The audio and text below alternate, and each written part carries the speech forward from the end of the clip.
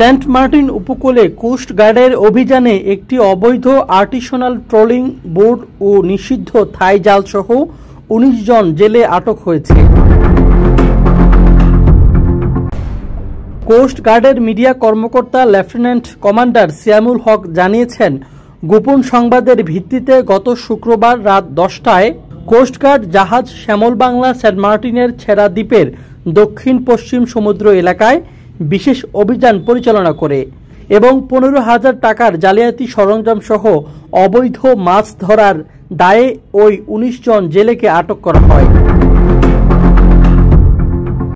জব্দকৃত বোট ও জালসহ আটককৃতদের বিরুদ্ধে আইনানুগ ব্যবস্থা গ্রহণের প্রক্রিয়া চলছে। কোস্টগার্ড জানায়, মৎস্য সম্পদ রক্ষায় এই ধরনের অভিযান ভবিষ্যতেও অব্যাহত থাকবে। Desk news 24 TV.